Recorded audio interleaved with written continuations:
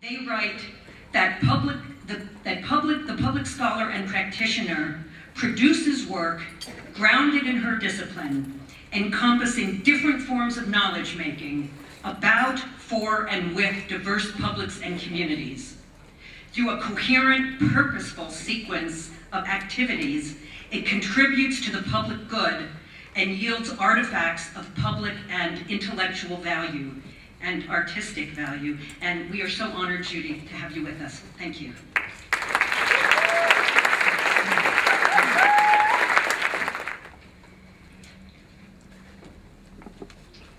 Well, thank you. I'm so happy to be here, and I'm looking out and seeing so many old friends and really the luminaries, the people who have over the last 35 years accompanied me in this journey of working in community, of doing the public good with the public work.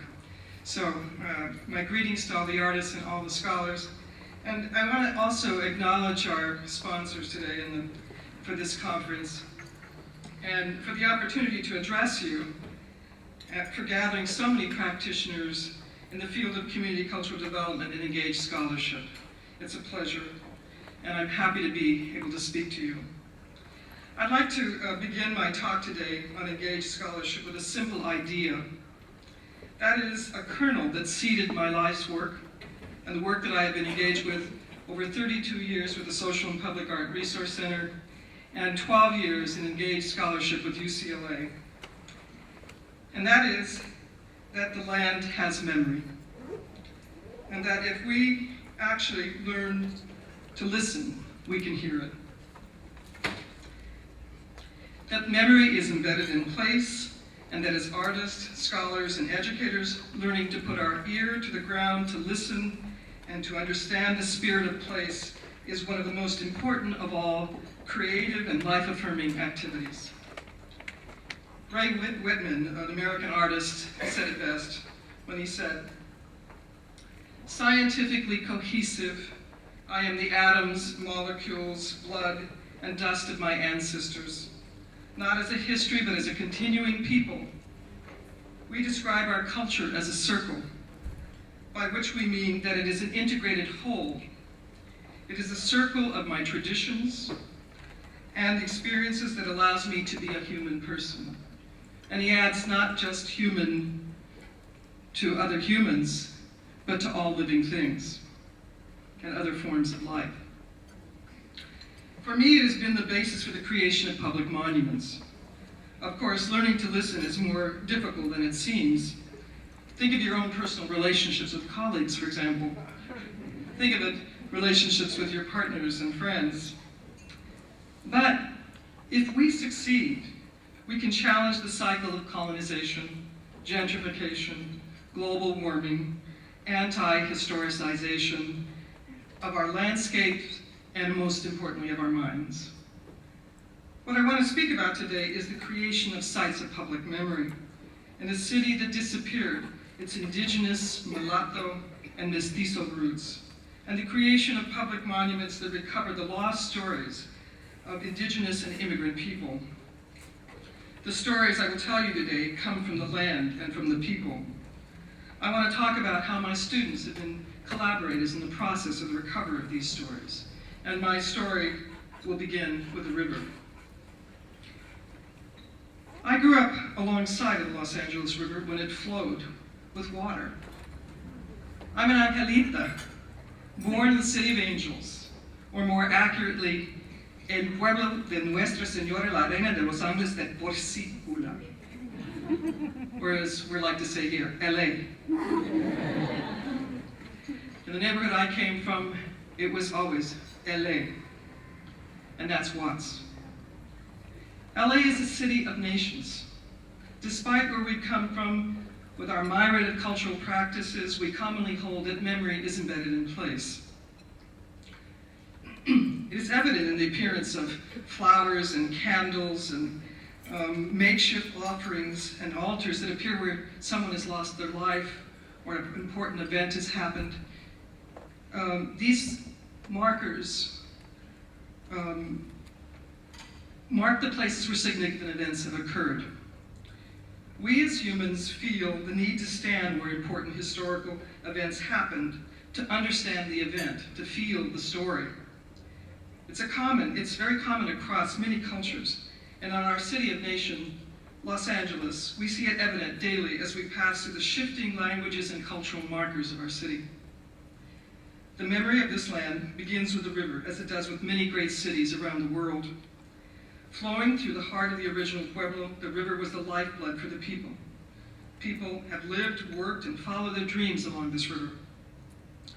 The river continues to connect us to this history. The Los Angeles River serves as a collective memory of shared space and time. I grew up alongside of this river as it gradually turned to concrete. There, the first Tongva villages were built under the shade of the trees, which cooled an arid desert landscape with seasonal water. The river expanded in the winter, contracted in the summer. The Tongva people, or the people of the earth as they call themselves, lived in harmony with the rising and receding waters. The first settlements at the Spanish missions of mulattoes and Mexican people followed the Tongva villages, building mission sites on or near these villages. But in the 1930s, the river lost its sacredness. After a particularly bad period of flooding, it was determined by our city fathers that the river had to be tamed. The river had overflowed its allotted space and destroyed valuable real estate, by then Los Angeles' most important commodity. And in this image you can see the steps into people's houses 5 feet above the ground to accommodate the water. As a child, I watched as the river, the arteries of the land, were turned to concrete. I think I can trace my beginnings of my career as a political landscaper, landscape painter, to growing up alongside the Los Angeles River and watching its transition. I remember the moment in 1976 when I stood on a bridge over a flood control channel with the Army Corps of Engineers looking down at the river. The 40-year-long concreting project was complete, making it the largest public works project in America. Its completion gave rise to a new aesthetic recovery division at the Army Corps of Engineers. Though it was short-lived, its purpose was to deal with the effects of the concreted arroyos. They were eyesores. They left dirt belts on either side of the channels, and they divided communities. The flood control channel, of course, had many other serious consequences to the land.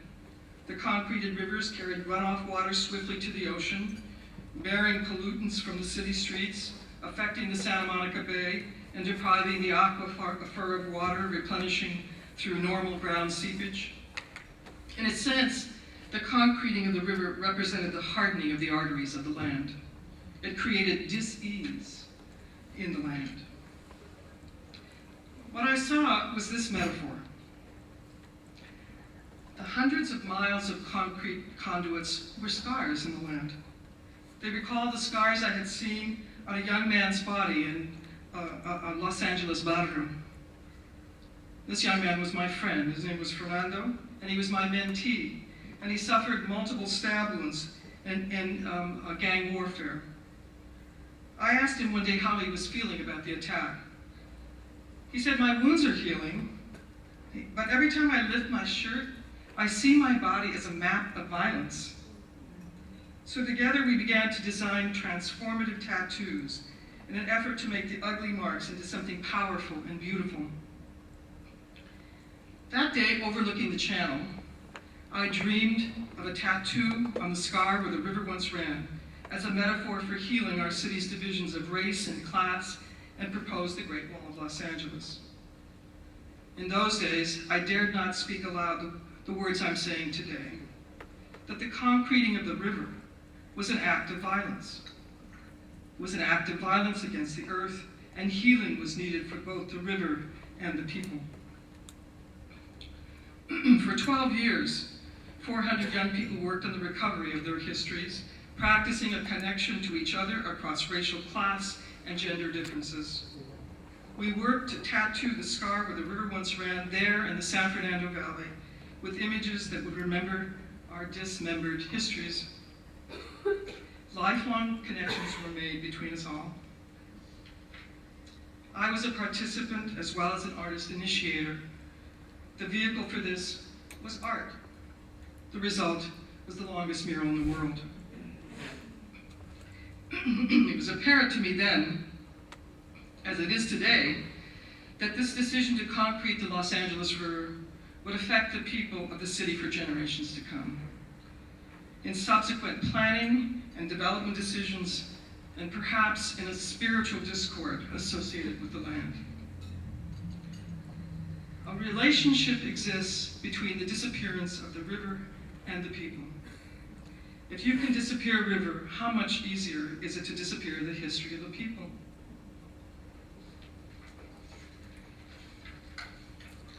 We painted 2,700 feet, or a half a mile of imagery in the river. Nearly half my life was spent on this production. We excavated our own family stories to recover history left out of history books. Hundreds of artists, scholars, members of the public contributed time, knowledge, and their own memories for the making of the Long Wall. Today, the children of the Great Wall are grown, and they are returning to work with another generation of Great Wall youth. I'm proud to announce that the Great Wall has been declared a site of public memory itself, worthy of preservation by the California Cultural Historical Endowment, and awarded a $1.3 million grant.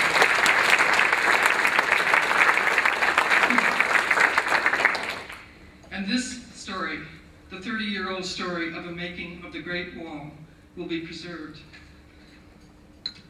But what's important also to preserve are the stories of the people who made the wall itself. And I point out a young woman here who is 14 years old, Ernestine Jimenez, who is one of my dearest friends over many years, over half of her life, more than half of her life, actually. She was one of 400 kids who came to work on the project. In this picture, she's 14 years old, she's a gang member, and she's pregnant. This is Ernestine 2 years later with her son. And at this point, she's a crew leader on the Great Wall. And this is Ernestine at 18 as a supervisor at the Great Wall, leading other team members. And more recently, we asked Ernestine at 44 years old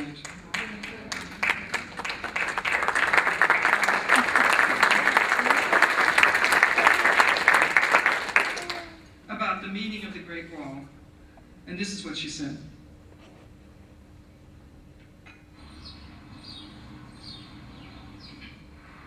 I grew up is, you fight through life. I've got 10 brothers and 6 sisters, and I'm the baby. And it was a fight in my house all the time. And that's the way I believed you're supposed to have grown up, to fight through life. Don't like nobody but your own race. And even sometimes don't even like your own race. There was a lot of tension. I think everybody wanted to fight everybody, just the way they looked, or the way they looked at them, or the way they dressed. And after time, you just started getting to know that person as an individual instead of knowing them as you were taught to, And everybody became very good friends. So it took a lot of growing up. I'm not saying that for sure did, because it didn't. It took a lot of growing up.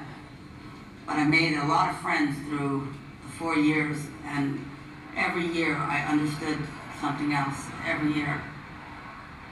I wouldn't have went back to high school because I wouldn't have had a role model to push me to go there. Education was Judy's #1 thing. As long as I stood in school, you can come back and paint the mural.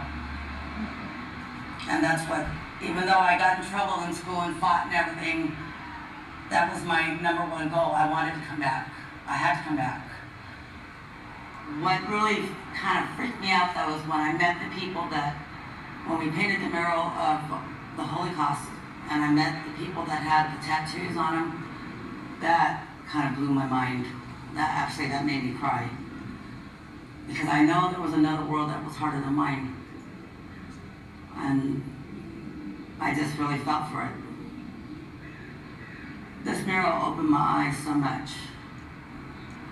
Even when I'm down and out, I still walk by here, and I think I did accomplish something in life, and it makes me feel good. And I think if it wasn't for this mural, for me to have my name on it and to have accomplished something, I don't know where I'd be.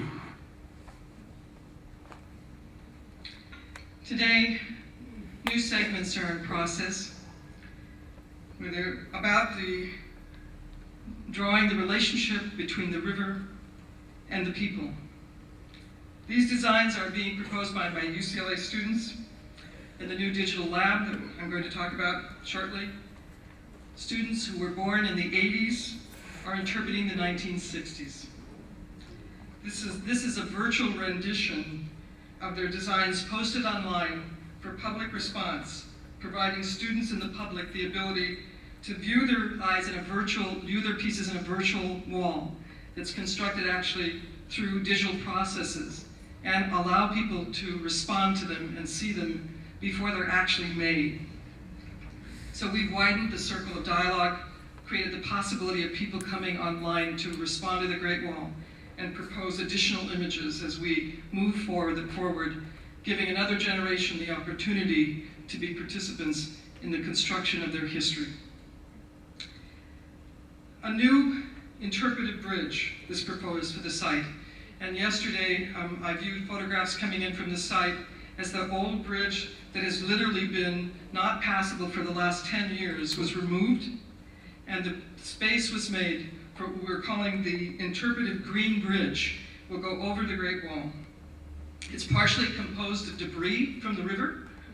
It also provides viewing stations so that people can actually see the site, stand in a particular place, look down to the river, understand the water that is passing through the river, and also understand the history of the people that is made in the Great Wall.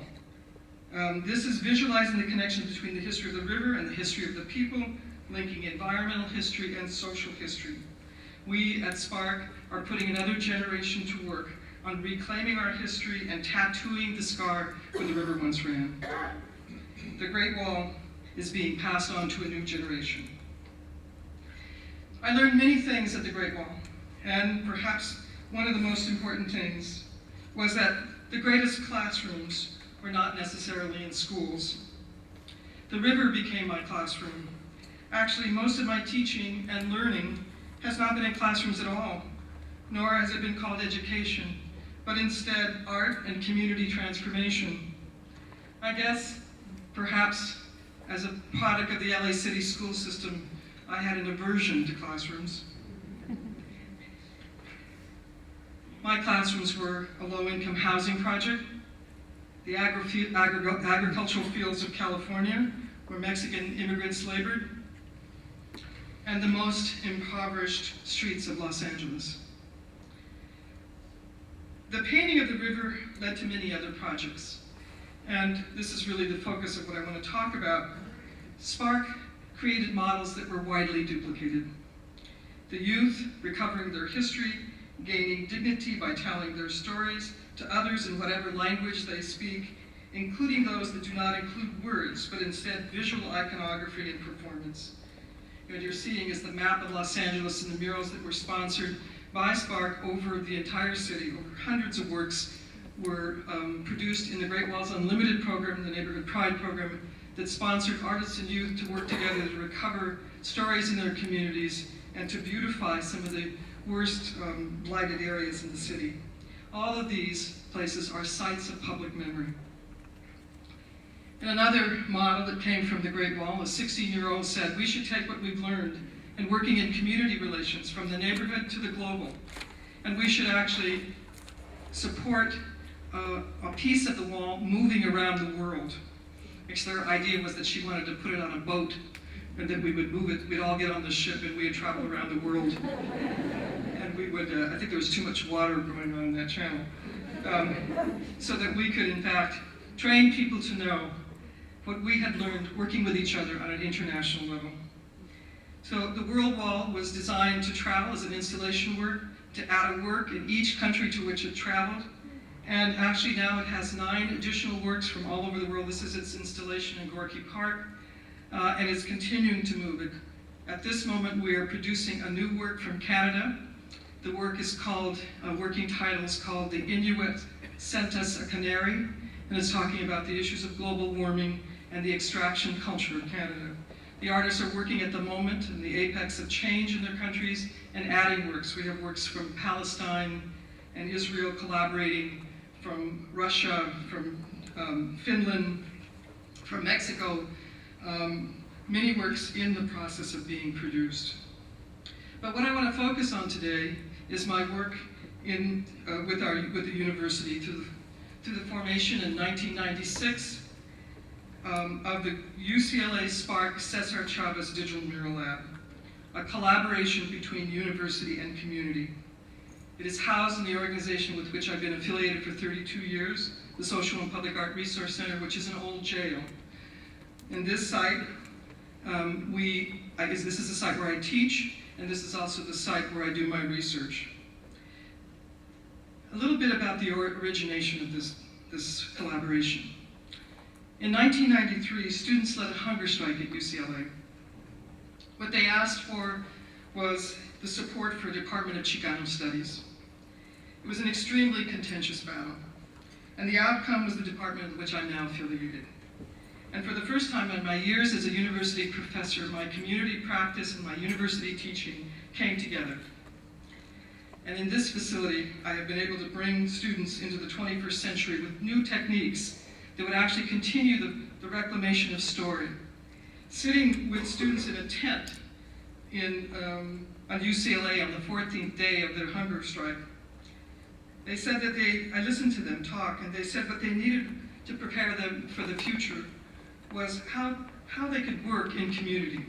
They wanted to know how they could serve when they finished their education, being the first generations to be educated. They said that their university achievements were marked by how far they could move away from where they came from. They asked that I come to UCLA and teach the way I worked as an artist, engaged with community. So this is the outcome of that discussion and my promise. And I think I've done a pretty good job keeping my promise. The first project of the students was a series called The Witnesses to Los Angeles History. They were digital images created in giant scale, placed in the California Plaza here for Cornerstone's birthday party of the century, which was about the history of Los Angeles. They were backlit in the California Plaza, and we were using some of the techniques of billboard techniques to create these giant images. But many of the stories were the stories of their own families. The first source materials were their own relationships with people in the community. Arnaldo's brother here on the left is actually one of our students' brothers on a field of graffiti and the paintings of Chaz Borges. On the right, Mr. Pepito, who's a Filipino farm worker from the California fields. Tuan's parents is replicated here. On the left, you see an Irish worker who was part of the development of downtown Los Angeles. In this project, my students took on being teachers to younger people. These are 14-year-olds coming from various places in the city across class and race. On the picture on the left, you're looking at Ben, whose father is a software designer, and Guadalupe, whose mother is a housekeeper. And these are the kind of discussions they had. And the discussions with the 14-year-olds led by my UCLA students, they discovered that both Ben and Guadalupe did not know that they were Americans. That Ben thought that Lupe was a Latino or Latina, and that she was not an American, and that he was an American. And the two of them had this discussion, which is memorialized in this banner. Same on the right, the banners were placed all over the city. The city's placed in the most contentious areas in the city of Los Angeles. The Montgomery Bus Boycott was another project led by students, so that they were taking the processes of the Great Wall and moving them around the country. In 4 cities, my students went to conduct workshops on the creation of metaphors to commemorate the 50-year anniversary of the Montgomery Bus Boycott. These are the 2 student leaders who conducted the workshops in the 4 cities. They collected the metaphors of the drawings that the students did. And one young middle school kid said, "Freedom is an empty bus." And people loved that concept, and that became the central metaphor for all the other students' drawings to be integrated. The work was brought into the lab, integrated, printed, sent back to 4 cities, and so we were able to conduct a collaboration across the country.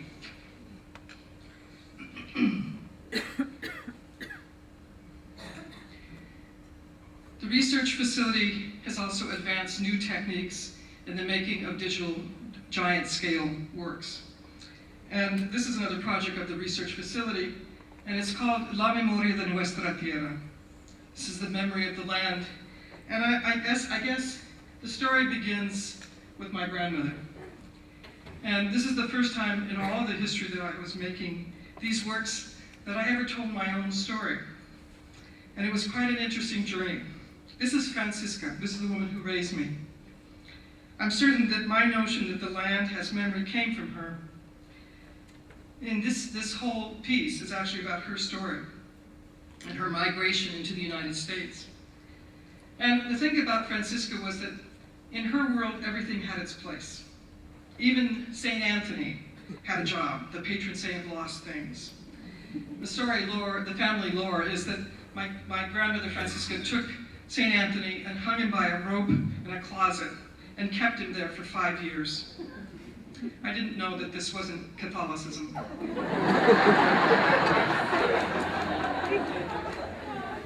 She warned the family. She said, "St. Anthony will knock, but ignore him. When he brings back my brother, then he will be released." So I watched as she picked a twig from the landscape, and she whispered prayers and oraciones over them. She prayed inaudible words. I never knew exactly what she was saying. All I knew was that she could take the dried twig, replant it, and make it bloom green. Everything had its place. These funny vegetables by the water fountain could be picked and mixed with frijoles and make the most exquisite vegetables, make me feel like I wanted to eat those vegetables. I didn't like them much. But the miraculous was a daily occurrence. And I think that's perhaps one of the most important things I learned from her.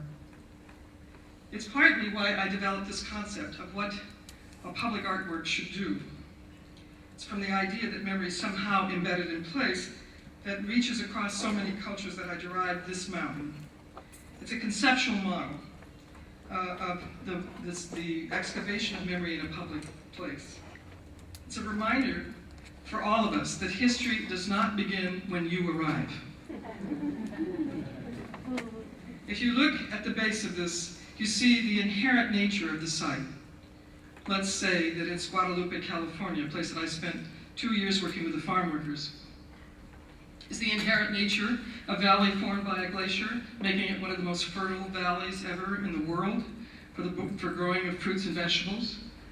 The topography of the site might be that it is currently agricultural fields. The spirit of the site is really about every living thing, everything that's passed through that landscape, and that affects deeply our interest and understanding of metaphor. And at the next level is the current enactments of the site. And that might be that a shopping mall is being built, or a development is occurring, or in fact something might be placed over a native burial site. And that's usually the point in which the artist is asked to enter. Then what do we see on the site? With all of this previous knowledge, then we can begin to think and to act, but not until we understand all the layers of meaning. My grandparents came from Mexico to a place called La Junta, the Junction in Colorado, during the Mexican Revolution. Essentially, they came with hundreds of thousands of people during the first migration of the Mexican Revolution. They followed the course that thousands of other people had traveled, from Chihuahua through the United States to the historic territories of Mexico, Texas, New Mexico, and into Colorado, some all the way up to Chicago, via the Ellis Island of the Southwest, El Paso. It's a story that has been little chronicled and one for which I was anxious to create visual record. Here you can see the landscape all laid out, beginning in Chihuahua on the left, and unfolding as they might have seen it walking on a buckboard, on trains, as they came to the United States with only a single box. The story is that the box contained a santo that my family still has, and he actually is a one-handed Saint Joseph. He doesn't have one hand. There's much to be done with that one hand. I'm not sure what yet, but if you look at this, you'll see figures who are embedded in the landscape, are part of the story. The miner from Chihuahua, Corky Gonzalez, and Cesar Chavez at the moment they're meeting in Colorado, bringing the great boycott there. The Cheyenne woman from the Cheyenne massacre on the edge of the Luisa Maria Vaca land grant, which is where my great-great-grandparents came. And on the right, a photograph I found in a museum in Colorado. First box I opened, a photograph of my grandfather working for the railroad as a Gandhi dancer. This is Theodoro, with the choices he had, the fields or the railroad. After we completed this work and installed it in Denver International Airport, where you can see it today, if you're particularly waiting in security line, you'll probably see the works in the window light, made reflective with new materials that we've developed to print on. My family, my mother in particular, was born in La Junta. She was educated in Colorado's segregated school system and raised in its segregated housing in the 20s and 30s. The simple fact that even in death, the bodies of racially different people were required to remain separate was what moved me to create an artwork that would give dignity to the mestizo story and the stories of countless others who toiled in the mines, fields, and railroads of Colorado. Not only to tell the forgotten stories of people who, like birds or water, traveled back and forth across the land freely before there was a line that distinguished which part you were from, which side you were from, but to speak to our shared human condition as temporary residents of the earth. And here you see us reclaiming my grandfather's grave and the graves of all the Mexican people that were segregated and were not allowed to be maintained, were actually not maintained. La Familia Vaca reclaimed our dead. Here it is installed in the Denver airport, and a symbol of that reclamation and the story that is embedded in the land in this region. As soon as we completed this work, we started to receive email. And the email was from high school kids in a place called Durango, Colorado. In Durango, Colorado, people lived along the Los Alamos River at 10,000 feet of altitude. All people lived within sight of this mountain, which is for some people called, depending on when they came, Mother Mountain, and others who called it Silver Mountain. We set up a series of workshops that replicate the kind of workshops we developed at the Great Wall. And students made the high school students who were made up of Ute, Anglos, Latinos, all across the differences of this region, created a series of images that are marked by the little dots of color. These are some of the drawings that came in over the internet from the Indian reservation. The Southern Ute reservation was very wired, and they were able to send these over the internet. We turned them into pictographs so that they looked like drawings that were carved on stone. We found that people had been photographing from the same mountaintop for over 100 years. You can see photographs from the left, and we superimposed them on the right, the contemporary vision. The young high school kids said, "We want to make our own land and memory piece, and would you paint Mother Mountain?" So I painted Mother Mountain and dropped her in and sent it to them, and they wholesalely rejected her. They said she was too Mexican, she didn't look Ute enough. I had to take another try at this. And all these photographs were collected from families' albums. And what you're looking at is a Hispanic wedding. You're looking at a beautiful cowboy who's somebody's uncle. You're looking at a cycle of life in which we dropped the drawings of the students. This one was better. You notice the baby on the board, a slightly different color in the skin. This one worked. We printed it out, we painted back into the piece, we produced it in big scale, put it in a tube. This beautiful cowboy, who was somebody's uncle, is here painted as an image, as one of the cowboys of this region. And they held their dedication. And Mr. Archuleta, who's the cowboy at 72, was holding court as he became the most famous person in town. And the work going onto the site. Now, the work has been on the site 8 years. It was done very inexpensively. And actually, with the very bad weather conditions in Durango, it's been reproduced. Postcards are sold in the local markets. The money and income from that provided the money to turn this over and to reproduce it and keep it fresh. In fact, it probably could even be changed and added to every few years. I'm going to show you a work called Garasin, which is another work in which UCLA students were key in the production. And this is telling the story of an area not very far from here. And it's the story of the largest diaspora of people from Central America. Using a timelining process. These are high school students who are working with our students from UCLA to begin to collect the stories from their families. And as often the case, those people who escape war-torn countries don't tell their children all of that story. And so the notion of actually reclaiming the story, interviewing their parents, became central to this activity. Photographs were resurrected that came from family albums. People carried these across the borders as they escaped. And one of them was this photograph, which everyone selected as the central figure for our new work called Migration of the Golden People. This is the final image. It includes images that are some very difficult images. Some of the people at the moment they're being disappeared, taken by people who witnessed it.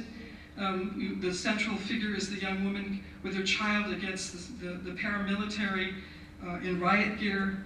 And Rigoberta Menchú is weaving the story in the sky.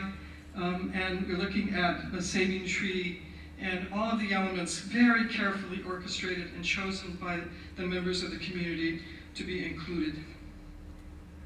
Here's a close-up of that. You can see Oscar Romero. You can see it in situ in the Central American Resource and Education Center, and our students here having their moment of glory, seeing it finally in place after the months of work. I'm going to leave you with the last of our work from the lab and talk a moment about the new works of the social justice monuments that we're currently engaged in. We are building 4 monuments. One of them, these are all 4 in progress. The first is on the 94 freeway in San Diego. It's a 31-foot steel core 10 piece of Martin Luther King. In front of him is the Garden of Dreams, which is actually a garden that doesn't require water, and it's actually made of Cuba cloth, and it has a sort of Cuba cloth rhythm in it. This work is in progress and about to be constructed. We are currently in the process of also building the Robert F. Kennedy Memorial, which will be at the site where Robert Kennedy gave his last speech here in Los Angeles in the Ambassador Hotel, as this site is being transformed into the new Robert F. Kennedy Learning Center. There are 2 arches responding to each other, and this piece is inspired by his speech that he gave in South Africa. And it's incredibly relevant today. He said, "Each time a person stands up for an ideal or acts to improve the lot of others, or strikes out against injustice, he sends forth a tiny ripple of hope. These ripples build a current that can sweep down the mightiest walls of oppression and resistance." These are the people booing him. This will be a digital and painted piece, combine both, and actually the ripples will be done on metallic surfaces, and the work is not only permanent, it's reproducible. So my old self always remembers that some works of mine were censored. You can censor it. Probably this one won't be censored, but I do have that memory. And even if it were, I could reproduce it and place it in another place.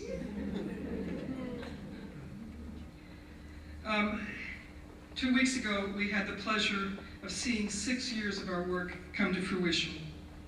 In the largest monument built to the farm worker organizer Cesar Chavez, This is at San Jose State University. It's a collaboration with the university in which we produced a monument to commemorate Cesar Chavez. And this is a work not about him as a person or a personality, but really about the ideals that he stood for. And here we'll just give you a little preview of our exciting moment.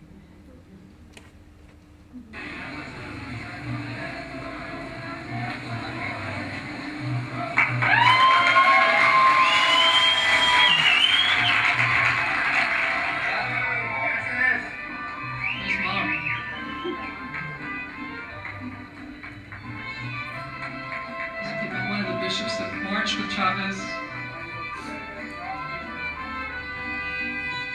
The blessing of the monument.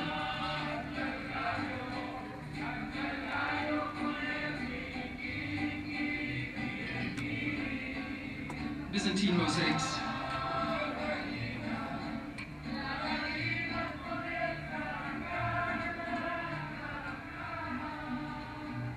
Is Dolores Huerta watching herself be memorialized? She's very nervous about it. She couldn't look at herself.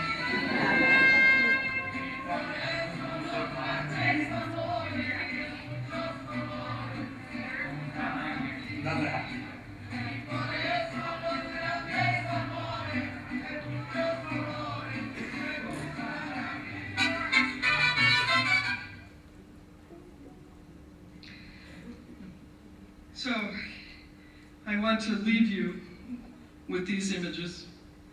This is a piece here at USC's campus.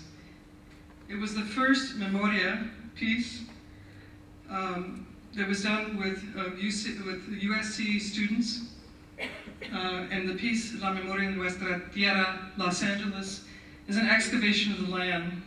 And you'll note through the middle of it is the river turning to concrete. And embedded in the land is the story of this place, of Los Angeles.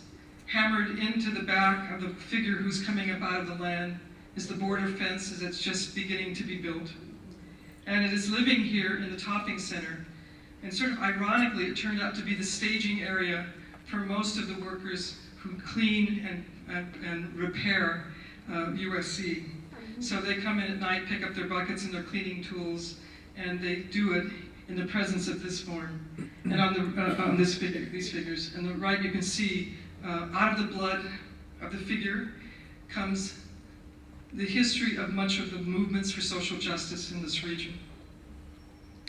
So in closing, I want to offer these simple truths that have become important to me over the course of this work. One, that the land has memory. That we must tell our stories and teach the young to tell the stories in any language they speak, including nonverbal languages such as the visual arts or dance. We must teach ourselves and others to hear them because it is the very specificity of the human experience, that it's in this very specificity of the human experience that compassion is taught and how tolerance spreads like water on dry ground. And as Francisco knew, that the space between imagining and making real is not so large. Thank you.